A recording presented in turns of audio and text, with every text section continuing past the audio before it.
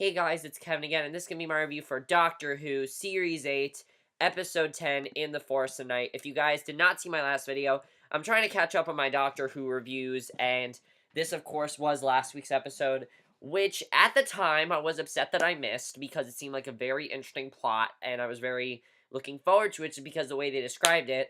However, this episode was still very good. I really enjoyed it. But it was very underwhelming. This episode was very underwhelming in the sense that there's not much of a threat in this episode. There's no actual villain in this episode. And really, this was a fairy tale episode. The problem is that fairy tale episodes were Matt Smith's thing. That's the thing that actually Matt Smith is most famous for, are these, like, lighthearted, kind of... Sorry, guys, I'm just getting my phone out of my pocket. Sort of fairy tale episodes. That's what this show is famous for. But this episode, when you do it with Peter Capaldi, who is so dark and, so different from Matt Smith and is so dark and likes to take a darker approach, it doesn't exactly work. And unfortunately, it did not work as well in this episode. I will say there were some things I definitely really enjoyed, which we'll get to, but I'm not actually going to recap the episode because there's not really much to talk about. I'm basically going to give you a basic rundown of what happened. This is probably going to be my shortest review for Doctor Who because this was a very filler episode. It wasn't necessarily a bad thing, but there were a lot of things I definitely thought could have been improved on. First of all, the basic plot of this episode is that, basically, the entire, state of London has been covered by a forest. It is now a forest and everything. And basically, the Doctor has to try to figure out what's going on with this forest, why the forest is like this, why this is happening, that sort of thing. And basically just find a way to get to, fix everything. So, I thought that was definitely, an interesting plot. The way I was looking forward to seeing what they were going to do with it, but it wasn't executed as well as I would have wanted it to be. I thought the episode could have been executed a little bit better. And the way they did it, again, was fine. I didn't have a problem with the episode because I know a lot of people are going to say, well, every episode of Doctor Who is filler. That's not necessarily true. Last week's episode, I actually wouldn't say was filler. I would say that last week's episode, Flatline, I definitely enjoyed a lot more.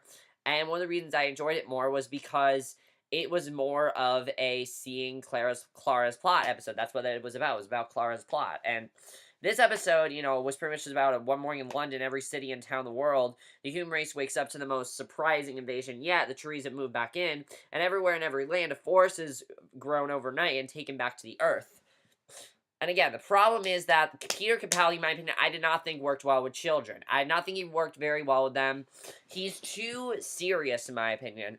Like, I don't exactly find Peter Capaldi funny. I don't know if he was trying to take a more funnier approach in this episode, but it came across as very awkward, and I was not a fan of it. And I would have to agree, people, that this episode felt very different from any other episode this season.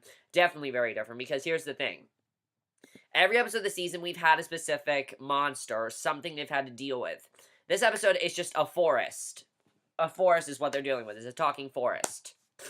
The stupidest part of this episode is that most of the episode, the Doctor just waits for humanity to die. He doesn't care. He just doesn't care that humanity is on the verge of dying. What he cares about is that, he doesn't care, really. Now, I will say, one of the things I did like about this episode were the kids. I thought the kids in this episode were very good. I enjoyed them a lot. I thought they were really good. Especially the girl that played Mabe. I thought she was really good, definitely. I thought she was a very good actress. Definitely. I enjoyed her storyline overall. Basically, they're trying to tell the story of Little Red Riding Hood here. Little Red Riding Hood and the wolf, and there was a little Jungle Book in there as well. The ending, I don't know what to really say there. But I thought it was good. I like what they did with the kids. I will say that. They worked well with Danny and Clara.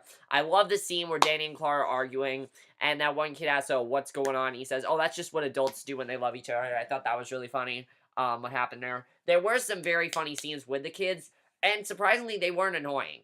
That's definitely a plus for this episode, because when you can have kids that aren't annoying, that definitely is a plus for me, because a lot of times when you have kid actors, they come across as very annoying and just not need to be there, and this show does not have that, really. I think that's really good. I really like that this show has kids that you can deal with. They're not extremely annoying or anything. I definitely really enjoyed that. Now, let's talk about some of the things that did continue in this episode. First of all, let's talk about the whole thing that was going on with Danny. Basically, we find out in this episode that Danny still does not know that Clara is still working with the doctor. He thinks that she has turned against the doctor, and I think for Danny, they're in a good place right now in their relationship, Clara and Danny, but when he finds out, he's going to be very upset, and he's going to feel very betrayed, definitely. Because here's the thing. Here's how he's going to feel betrayed. He is going to feel very betrayed by what happened to him with Clara because of the fact that you know, he trusted her. He thought that she would tell him this, and I mean, when he's gonna find out, it's gonna be definitely be very, very sad to see what happens. And I definitely thought that was very interesting to see that. Definitely, I'm definitely looking forward to seeing what's gonna happen. I thought that was really cool. Um, yeah, so I enjoyed that. And the other thing we have to talk about is there was a continuation of actually what happened in Kill the Moon because the doctor responded to Clara's suggestion that he saved himself and abandoned the Earth with her words to him and Kill the Moon. And I thought that was really good that they referenced that. But the thing is, the doctor does not actually realize that they need to save humanity till like a couple minutes left of the episode. I'd say like maybe 35 minutes left of the episode, which is about a quarter of the episode.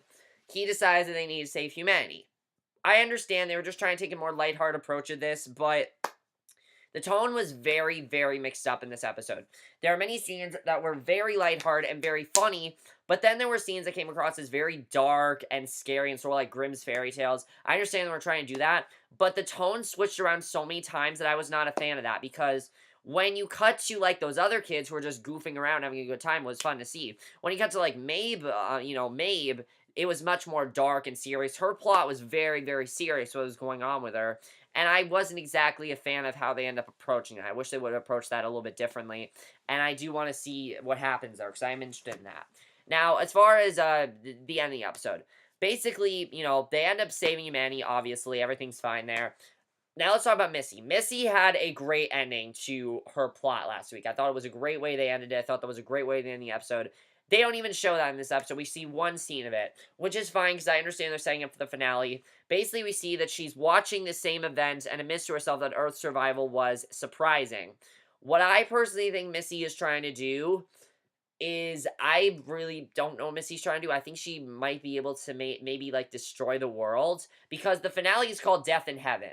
I'm thinking that she wants to kill one of them, definitely. I don't know who she wants to kill, but I honestly don't know what Missy's plan is. I guess we'll just have to see. We know that she is in the next episode because on the poster, she's in disguise. So, definitely she's in the next episode. I'm looking forward to seeing what's going to happen there.